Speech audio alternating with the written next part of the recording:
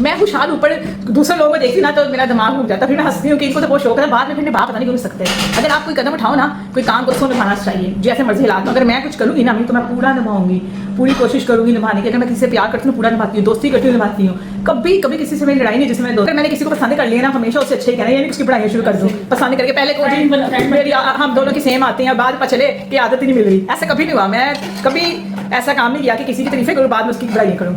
Ayesha lifestyle पे most awaited vlog आ गया, जिसमें आयशा ने आकर अपना पॉइंट ऑफ व्यू सामने रखा। मरियम की शादी के हवाले से मरियम का नाम नहीं लिया, लेकिन तमाम वही बातें क्लियर करती गई जिनके इल्ज़ामात उन पर लगाए जा चुके थे। उनको फेक, उनको घर बर्बाद करने वाली बहन, और इसके अलावा उनको कंटेंट के लिए मरियम को यूज़ किया और उसके बाद फेंक दिया। दोनों आमना एंड आयशा को बहुत कुछ कहा गया। आमना ने मरियम को बेटी बनाने के बाद उसके नाम तक लेना गवारा नहीं किया। आंटी जी पिज़्ज़े खाती रहीं, पार्टीज उड़ाती रहीं और बेटी का नाम नहीं लिया। अस्सलाम वालेकुम, welcome to tea time reviews. कैसे हैं आप सब? उम्मीद है कि सब बिल्कुल खैर खैरियत से हैं, ठीक ठाक हैं। और अब तो बड़े ज़रा तहम्मुल में आ गए हैं, सुकून मिल गया थोड़ा सा, क्योंकि हमें लाइव विद मरियम की शादी के हवाले से कुछ मौक़िफ़ देखने को मिला आयशा की तरफ से, और आयशा को ही आना था। हम सबको इंतज़ार था कि आयशा जो हर बात पे सच की अलंबरदार बन के सच्चाई का नारा लगाती हैं, वो कहाँ बैठी हुई हैं, कहाँ छुप कर बैठी हुई हैं, सामने क्यों नहीं आ रही। तो फाइनली आयशा ने हमारे इंतज़ार ख़त्म किया, तो शुक्रिया आपका आयशा। आज हमें आयशा का व्लॉग देखने को मिला, लेकिन इससे पिछले दिन हमें आमना, लाइव विद आमना पे भी उनका व्लॉग देखने को मिला, और मोमिना अली का भी एक व्लॉग देखने को मिला। इन तीनों व्लॉग्स पे करेंगे हम तबसरा। और थोड़े से ठंडे पड़ जाइए तमाम लाइव विद मरियम के जो फैंस हैं और लाइव विद आमना और इनकी पूरी फैमिली को फॉलो कर रहे हैं कि हालात इतने अभी नहीं बिगड़े। आयशा की बातें सुनकर ऐसे लग रहा है। आमना ने की है अपने व्लॉग में बिलाल भाई के साथ दोबारा छेड़छाड़, इसके ऊपर भी करेंगे बात। और इसके अलावा मोमिना अली ने हमें एक गुड न्यूज़ सुनाई है। वो गुड न्यूज़ क्या थी वो हमें मिली नहीं उनके व्लॉग। और हसन भाई मरियम के हस्बैंड भी एक स्टेटस डाल बैठे हैं, जिससे थोड़ा बहुत पॉजिटिविटी का इशारा हो रहा है कि वो अपनी वाइफ को मिस कर रहे हैं। हालात कुछ बदलने वाले हैं, ड्रामा थोड़ा थोड़ा ख़त्म होने वाला है, ड्रॉप सीन तो हो ही जाएगा इंशाल्लाह। लेकिन आप अभी तक चैनल को बगैर सब्सक्राइब किए वॉच कर रहे हैं, तो आप अब काइंडली इसको सब्सक्राइब करें, 1K सब्सक्राइबर कंप्लीट करवाने में हेल्प कीजिए। आपको रिव्यू कैसा लग रहा है अपना फीडबैक कमेंट सेक्शन में ज़रूर दिया कीजिए, बहुत अच्छा लगता है, अप्रिसिएशन मिलती है, हौसला बढ़ता है। तो जनाब आयशा पहुंची हैं आमना के घर, जो एक ही घर है इनका नज़दीक तरीन, जहां ये अक्सर जाती हैं अपनी व्लॉगिंग करने के लिए। अब भी सर्जरी के बाद इनकी दावत की है आमना ने, और ये गई हैं अपनी वालदा के साथ। मिलते हुए आमना के साथ काफ़ी जफ्फियाँ पप्पियाँ की हैं, और रिएक्शंस वालों को जो उनको तनकीद का निशाना बनाती हैं इस बात पर कि ये फ़ेक, इनका मिलना जुलना है, सिर्फ बटरिंग होती है आयशा की। जिनके व्यूज़ ज़्यादा हों, जिनके सब्सक्राइबर ज़्यादा हों, अपनी बहनों के साथ या भाई के साथ। तो देखिए आयशा इतनी भी बुरी नहीं है, माना कि उसकी ड्रेसिंग ऐसी है कि उसका वेस्टर्न भी उसकी ईस्टर्न बना हुआ था, जिसमें उसका नाला नज़र आ रहा था शर्ट में से, और पेट निकला हुआ था थोड़ा। आयशा आपने वाकई वेट ज़्यादा गेन कर लिया, थोड़ा नहीं ज़्यादा गेन किया हुआ लग रहा था। और बाल खोलकर आपने थोड़ी सी ज्यादती की थी मौसम के साथ, क्योंकि आपको देखकर गर्मी लग रही थी। तो देखिए मैंने भी कंटेंट बना ही लिया आयशा की इस बटरिंग पर, जिस पर लोग बहुत बड़ा कंटेंट बनाएंगे, और आयशा मौका फ्राहम करती है, सबको ख्याल रखती है, रिएक्शंस वालों का भी, अपने बहन भाइयों के साथ साथ, कि वो भी अच्छा कंटेंट बनाएं आयशा को लेकर, जो बातें करनी है करें। तो हर कोई इतना ब्लैक एंड वाइट में अच्छा या बुरा नहीं होता, दरमियाना भी होता है, ग्रे भी होता है। और आयशा स्पेशली जो आमना के घर जाके ये व्लॉगिंग की, उन्होंने अपनी दावत का नाम दिया इसको, और मरियम का सारा किस्सा उन्होंने डिस्कस किया और अपना मौक़िफ़, अपना बयानिया व्यूवर्स के सामने पेश किया, जो कि बहुत ज़रूरी था। ना सिर्फ अपना, उसमें आमना ने भी हाँ मिलाई और उनकी वालदा का भी पॉइंट ऑफ व्यू आया। बात इन्होंने यहीं से शुरू की कि शादी सबसे ज़्यादा मुश्किल मरहला होता है अपनी औलाद का, कि शादी वो निभा पाएंगे या नहीं निभा पाएंगे। लोग कहते हैं कि हमारे बच्चे छोटे हैं, इनको पालना बहुत मुश्किल है।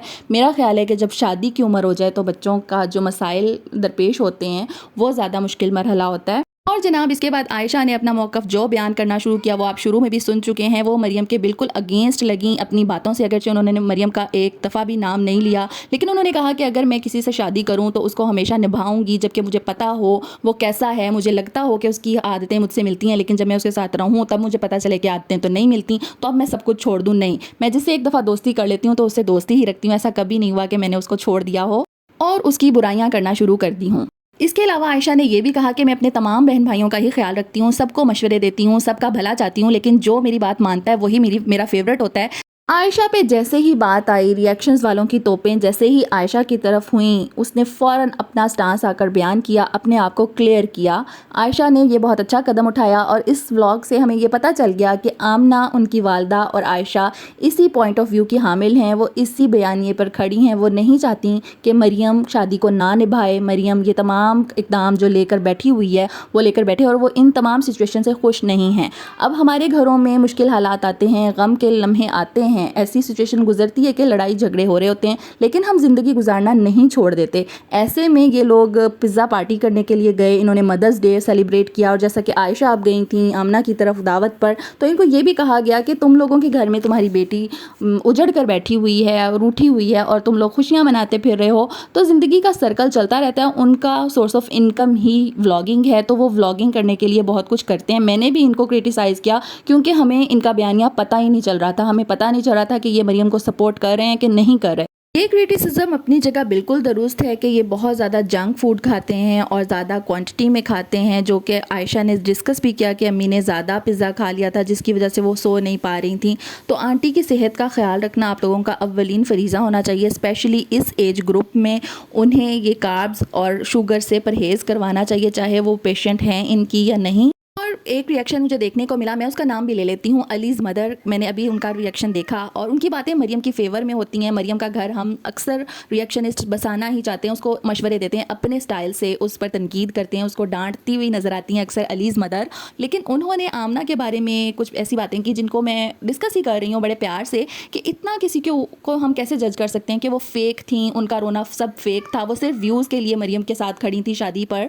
वो बहनें हैं आपस में, उनका ब्लड रिलेशन है और खून हमें पता है कि उसकी कितनी कशिश होती है। अपेरेंटली किसी के उठाए गए गलत कदम पर जो वो अपने कंटेंट में हमें दिखा रहे हैं उस पर तो डायरेक्टली बात कर रहे हैं, जैसे कि मरियम पर कर रहे हैं, हसन की फैमिली पर कर रहे हैं। लेकिन एक जो चीज़ होती है दिल के अंदर की चीज़ होती है, इमोशंस होते हैं, किसी की नीयत होती है, हम उस पर कैसे कोई जजमेंट दे सकते हैं, हम उस पर कैसे शक कर सकते हैं, ये मुझे ज़रूर बताइएगा। आयशा के व्लॉग से ये बात जाहिर हो गई कि ये दोनों फैमिलीज़ आपस में सुलह करने के लिए तैयार हैं। मसला है तो सिर्फ मरियम का है, अब मसला है तो सिर्फ मरियम की ज़िद का है कि वो अपनी ज़िद पर अड़ी हुई है, वो अपना बयानिया, अपना मौक़िफ़ सामने नहीं लेकर आ रही। लेकिन खान्स फैमिली को अब एक जवाब मिल गया होगा, उनको भी तसल्ली हो गई होगी कि फ़ैमिलीज़ के दरमियान ताल्लुकात बिल्कुल ठीक हैं और इंशाल्लाह फिर ये समझा ही लेंगे दोनों मियाँ बीवी को भी। मोमिना अली ने भी अपनी समर रूटीन शेयर कर दी, जिसमें उन्होंने एक तरह से तमाम ट्रोलिंग करने वालों को और ये कहने वालों को कि वो बहुत काम चोर हैं, जो स्पेशली मैं कहती रहती हूँ उनको काम नहीं करती, तो उन्होंने काम करके दिखाया। वेल डन मोमिना भाभी, कीप इट अप।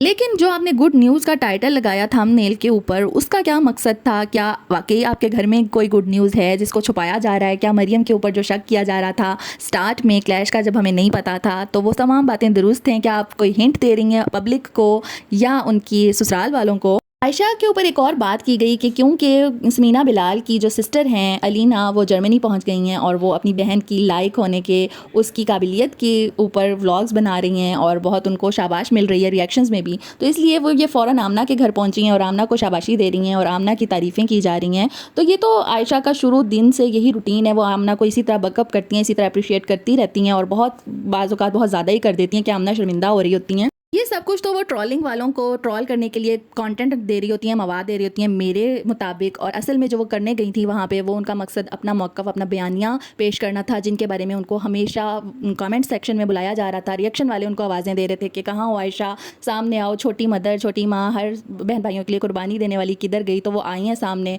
और उन्होंने ना महसूस तरीके से बताया सब कुछ। आयशा की बातें सुनकर पर्सनली मुझे तो बहुत रिलीफ मिला है, सुकून मिला है कि वाकई मरियम की ज़िंदगी थोड़ी बहुत संभल सकती है अगर अब मरियम चाहे। मरियम के हाथ में है तमाम कार्ड्स। मरियम, गुजरा हुआ वक्त हाथ में नहीं आ सकता। मैं तो आपको यही मशवरा दूंगी कि आप अपने हस्बैंड को दोबारा से कांटेक्ट करें, तमाम चीज़ें सॉर्ट आउट हो जाती होती हैं। तमाम आपके अपने फैमिली मेम्बर्स हैं, आपके रिलेटिव्स हैं, वो आपको खुले दिल से वेलकम करेंगे और उनके आज के व्लॉग से ये बात वाज़ेह हुई है कि उनके दिलों में ऐसे बुग़्ज़ नहीं हैं, वो आपको एक्सेप्ट करेंगे। आप जाएँ और जाकर अपनी ज़िंदगी को दोबारा से शुरू करें और अपनी ज़िंदगी के तमाम अप्स एंड डाउन्स को हमेशा जहन में रख कर कोई फ़ैसला करना चाहिए और उनसे ज़रूर सबक सीखना चाहिए। ये सब के लिए मैसेज है।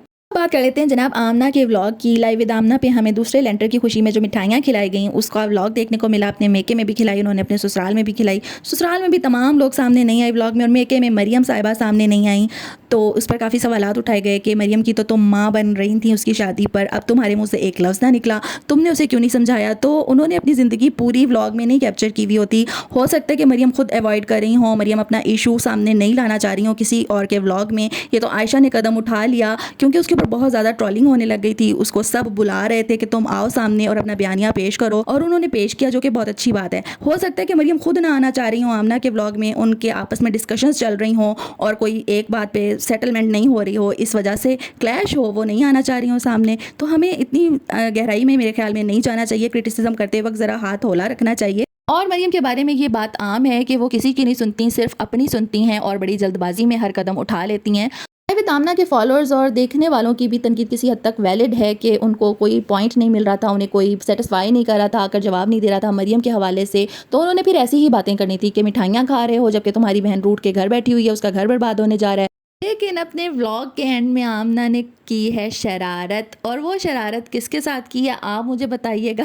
उन्होंने बड़े खोल खोल के दोबारा से अल्लाह ताला का शुक्र अदा किया कि हम अपना घर खुद अपने पैसों से बना रहे हैं, अपने पैसों से, अपने बच्चों के लिए। तो आप मुझे बताइएगा कि क्या आमना ने कोई शरारत की है या नहीं की, किसके साथ छेड़छाड़ करती हुई नज़र आई हैं। आज का रिव्यू बस यहीं तक था। मुझे बड़ी खुशी है कि आयशा ने आकर अपना मौक़िफ़ पेश किया है और किसी हद तक उनकी फैमिलीज़ में सेटलमेंट हो सकती है। Well done Ayesha. और आपको ये रिव्यू कैसा लगा, अपना फीडबैक ज़रूर दीजिएगा। अपना अपने से जुड़े लोगों का बेहद ख्याल रखा कीजिए। अल्लाह हाफ़िज़।